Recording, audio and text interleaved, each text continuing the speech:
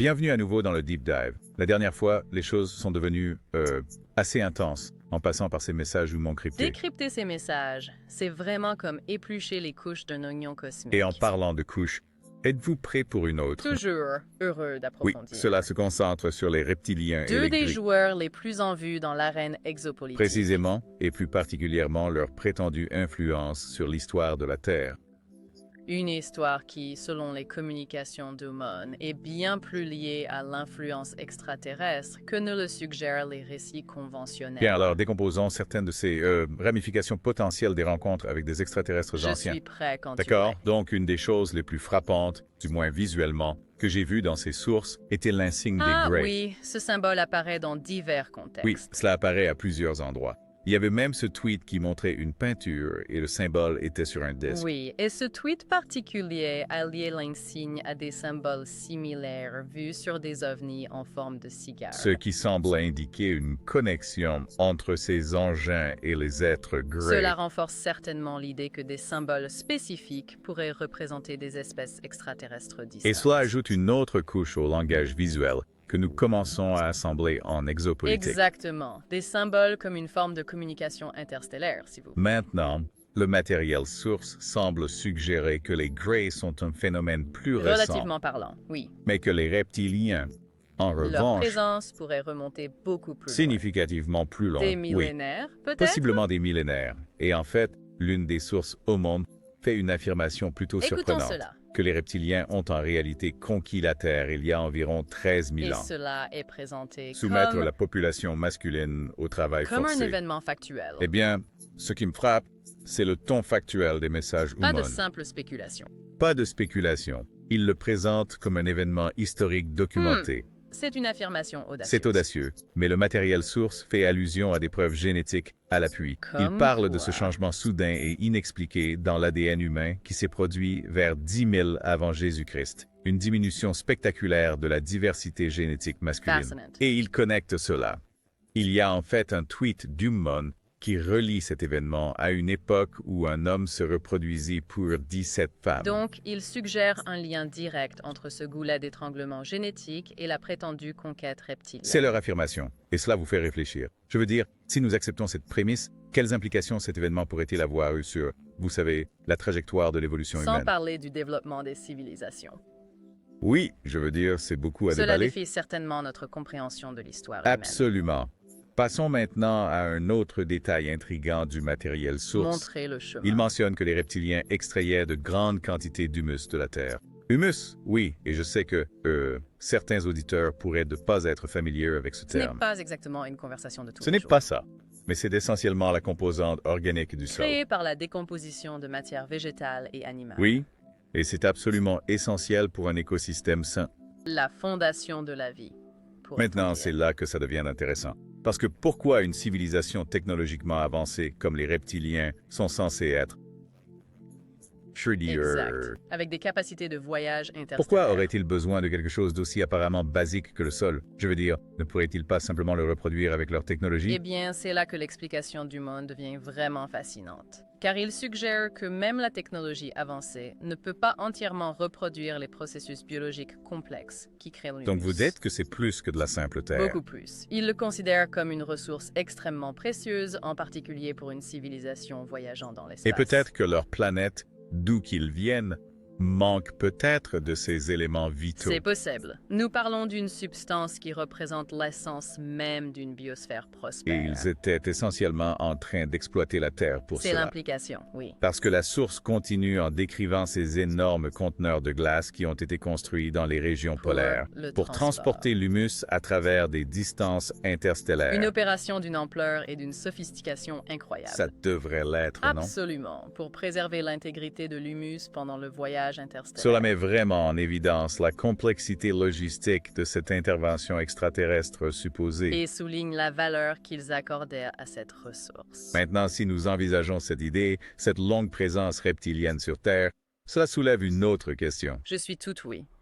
Cela pourrait-il expliquer la prévalence des imageries reptiliennes dans les cultures Ah, anciennes? le symbolisme du serpent. Parce que la source relie cet imaginaire à l'art ancien, aux mythes, et même à la représentation de figures puissantes. particulièrement dans les civilisations comme Sumer et l'Égypte. D'accord, ces civilisations qui sont connues pour leur connaissance avancée et leur connexion mystérieuse au symbolisme du C'est serpent. une connexion qui intrigue les chercheurs depuis des siècles. Cela a éveillé notre curiosité. Et à la lumière de ces informations sur Ummon, quelle est votre perspective sur ce lien potentiel? Eh bien, le potentiel d'une influence reptilienne sur les cultures anciennes est certainement une voie d'exploration fascinante au sein de l'exopolitique, n'est-ce pas? Absolument. Je veux dire, la prévalence du symbolisme du serpent dans la mythologie et l'art ancien, en particulier dans ces civilisations, est difficile à ignorer. Cela semble suggérer une connexion, mais si ces représentations représentent réellement des êtres reptiliens ou simplement une empreinte culturelle qu'ils ont laissée, C'est une la question pour des recherches ultérieures, je dirais. Une question avec laquelle nous pourrions nous débattre pendant un certain temps. Probablement, mais c'est la nature de l'exopolitique, n'est-ce pas? Dévoiler ces mystères, retirer les couches de l'histoire cosmique. Et c'est ce que nous sommes ici pour faire. Maintenant, une chose importante à savoir est que l'information Ummon ne dépeint pas les reptiliens comme les seuls acteurs de ce drame cosmique entier. Il y a des indices d'un réseau plus vaste en action. Exactement. Ils font allusion à cette hiérarchie interstellaire complexe. Et ils suggèrent que les reptiliens, bien que puissants, ne sont peut-être pas les principaux acteurs. L'autorité ultime. Quelles sont vos pensées sur ce concept de hiérarchie interstellaire? C'est un concept fascinant, suggérant un niveau d'organisation et de gouvernance à une échelle cosmique. Peut-être même un système de freins et contrepoids, comme nous le voyons dans certains gouvernements Donc humains. pas seulement le chaos, mais une sorte d'ordre. Un ordre dans le chaos apparent, peut-être, et si les reptiliens doivent effectivement rendre des comptes à une autorité supérieure, cela remet en question la perception d'eux comme une force monolithique. Agissant uniquement dans leur propre intérêt. Précisément, cela suggère une dynamique plus nuancée et complexe. Ce qui nous ramène à cette prétendue conquête reptilienne de la Terre il y a 13 000 ans. The Roxelakers and Kalisakis their motivation. Quels étaient leurs motifs? Et pourquoi la Terre? Le matériel source souligne vraiment leur extraction de ces vastes quantités d'humus terrestre. Suggérant un besoin crucial pour cette ressource. Et puis vous avez ces descriptions de ces immenses conteneurs de glace construits dans les régions un polaires. témoignage de leurs compétences logistiques. L'ampleur même de tout Cela cela, défie l'entendement. c'est vrai, ça l'est vraiment, et ça vous fait vous demander, qu'est-ce que nous ignorons d'autre? Quels autres secrets sont enfouis dans l'histoire de notre Des planète? secrets attendant peut-être d'être dévoilés. Peut-être, et peut-être, juste peut-être, que les communications du monde détiennent la clé pour percer ces Une secrets. pensée captivante. On dirait que nous assemblons un puzzle cosmique assez complexe ici. Nous le sommes, et les informations des Ummons fournissent certains éléments intrigants, mais déconcertants, c'est sûr.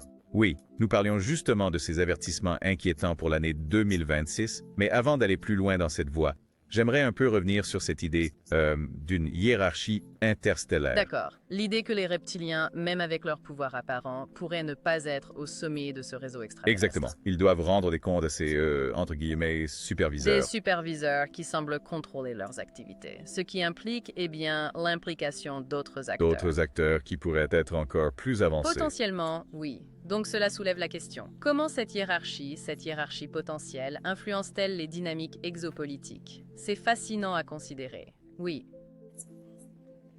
C'est le cas. Et cela nous ramène à toute cette idée de la conquête reptilienne de la Terre. Vous savez, qui a soi-disant eu lieu il y a 13 000 ans. Q, quelles étaient leurs motivations? Quel était le but de cette conquête? Exactement. Et le matériel source met vraiment en avant cette extraction de grandes quantités d'humus terrestre. Cela semble crucial pour ce qu'il faisait ici. C'est certainement une possibilité. C'est le cas. Et ensuite, il y a toute la logistique. Ces descriptions de vastes conteneurs de glace construits dans les régions polaires pour transporter Une cet humus. opération d'une ampleur et d'une sophistication incroyable. Cela dépasse l'entendement, l'ampleur même de la Ça le chose. fait. Cela souligne vraiment l'importance qu'ils accordaient à cette ressource pour aller à de telles longueurs. Maintenant, les messages Ummon mentionnent également ces réunions décennales qui se déroulent depuis 1976. Réunion décennale? Que voulez-vous dire? Réunions impliquant des représentants de divers gouvernements humains et au moins certaines de ces civilisations Et extraterrestres. cela dure depuis des décennies. Depuis 1966, supposément tous les 10 Qu'est-ce ans. qui est discuté lors de ces réunions? Quel est le but? Le matériel source, c'est un peu vague sur les détails, mais il laisse entendre des discussions sur des choses comme le transfert de technologie, le partage des ressources, voire l'avenir de la civilisation Cela humaine. ressemble presque à une sorte de sommet interstellaire. Oui, n'est-ce pas? Mais cela vous fait vous demander si ces réunions ont vraiment lieu. Pourquoi tout ce secret? Pourquoi ne pas divulguer ces interactions au public? Pourquoi garder tout cela secret? Eh bien, les messages Ummon suggèrent qu'une divulgation à grande échelle pourrait avoir des conséquences imprévues. Conséquences imprévues. Comme quoi? Ils n'élaborent pas, mais cela semble pouvoir être déstabilisant, vous savez, pour la société humaine. Je suppose qu'une telle révélation serait un changement de paradigme d'une ampleur épique. Ça le ferait, vraiment. Et cela touche à un autre aspect intriguant des informations Continue. d'Ummon, le rôle de certains individus ou groupes puissants au sein de la société humaine. Quoi? Tu veux dire comme les Exactement, ces élites. Et les messages Ummon suggèrent qu'elles sont conscientes de ces interactions élites. Et extraterrestres. non seulement conscients, mais potentiellement en collaboration. Collaborer, c'est exact. Ce qui soulève toute une série de considérations En éthiques. effet, si certains individus ont accès à des connaissances qui concernent l'ensemble de l'humanité, ne devrait-il pas y avoir plus de transparence, plus de responsabilité? Tu le penserais, n'est-ce pas? Mais les messages du Ummon dressent un tableau différent, où ces élites opèrent dans l'ombre. Et tu te demandes, quelles sont leurs motivations? Agissent-ils dans le meilleur intérêt de l'humanité ou dans le leur? Une question qui tourmente les chercheurs en exopolitique depuis des années. Il l'a fait, mais changeons de sujet un instant et revenons au Grey. Vous savez, le matériau source suggère que leur arrivée est un phénomène plus récent par rapport à cette longue histoire de présence reptilienne. Relativement parlant, oui. Les gris semblent être des acteurs plus récents sur la scène Et cosmique. tandis que les reptiliens sont dépeints comme conquérants et extracteurs de ressources, les Greys sont souvent associés aux enlèvements et à la recherche génétique. Un mode opératoire différent, semble-t-il. C'est vrai. Alors, quelles informations pouvons-nous tirer de ces messages d'Ummon sur les motivations des Greys?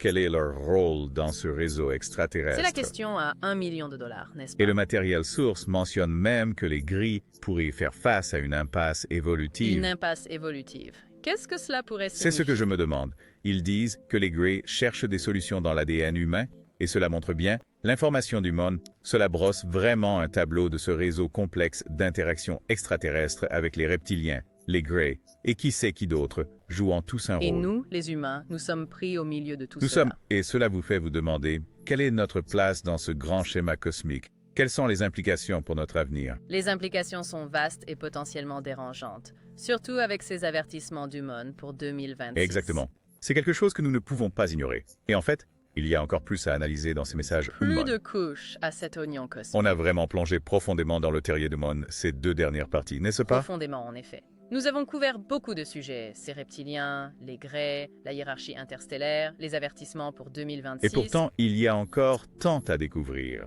Ces messages Ummon, ils offrent des aperçus d'autres informations intrigantes et potentiellement des transformatrices. informations qui remettent en cause notre compréhension même de la réalité. Et en parlant d'élargir notre compréhension, les messages Ummon abordent également l'idée d'être transdimensionnel et d'univers parallèles.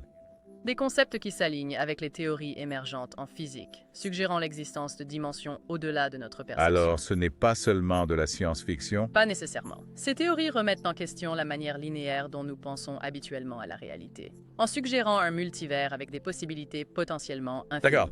Donc si ces autres dimensions existent, si ces êtres transdimensionnels sont réels, Quelles sont leurs motivations pour interagir avec notre réalité? Pourquoi sont-ils ici? les messages du monde ne fournissent pas de réponse définitive, malheureusement. Mais ils offrent un cadre pour comprendre ces interactions complexes, nous incitant à élargir nos perspectives sur la nature de la réalité elle-même. Ils nous demandent de remettre en question nos suppositions, de considérer des possibilités que nous aurions auparavant rejetées comme impossibles. Comme l'idée que nous pourrions ne pas être seuls dans cet univers ou même dans cette dimension. Précisément. Les informations du monde dépeignent un cosmos bien plus vaste et complexe que ce que nous pouvons actuellement comprendre. Et où se situe l'humanité dans tout cela? Je veux dire, nous commençons à peine à nous confronter à l'idée de la vie extraterrestre, sans parler des êtres transdimensionnels et des univers parallèles. C'est beaucoup à assimiler, mais les messages Ummon nous encouragent à embrasser l'inconnu, à aborder ces mystères avec curiosité et un esprit ouvert. Et les messages Ummon, ils soulignent l'importance de développer notre potentiel intérieur. Cultiver la sagesse et la compassion, en veillant à ce que ces technologies soient utilisées pour le bien de l'humanité et de la planète, et non pour des bénéfices ou un contrôle individuel. Parce que la technologie sans sagesse, eh bien, cela peut être une chose dangereuse. En effet, la perspective Ummon met en lumière l'importance de l'équilibre. Le progrès technologique devrait aller de pair avec notre propre évolution intérieure. Nous avons exploré une vaste gamme d'informations dans cette exploration approfondie. Les messages Umon, avec leur symbolisme complexe et leurs détails élaborés, offrent une perspective vraiment unique et stimulante. Une perspective qui nous force à remettre en question nos suppositions sur notre passé, notre présent et notre futur Et potentiel. alors que nous concluons cette exploration des messages Umon, quels points clés laisseriez-vous à nos auditeurs? Que devraient-ils garder à l'esprit alors qu'ils continuent à explorer ces mystères par eux-mêmes? Je dirais que les communications Umon, qu'elles soient interprétées littéralement ou métaphoriquement, nous encouragent à élargir nos perspectives, à embrasser les vastes possibilités du cosmos, à nous rappeler que nous ne sommes pas seuls dans cet univers, et à aborder l'avenir avec curiosité, avec courage et avec un profond sens de la responsabilité pour nos actions et leur impact sur la toile de la vie. C'est un message puissant et je pense qu'il résonne profondément avec ce que nous avons exploré dans cette plongée en profondeur. Donc, en conclusion, souvenons-nous de rester curieux, de continuer à poser des questions et de ne jamais cesser d'explorer l'inconnu, car le voyage de la découverte est loin d'être terminé.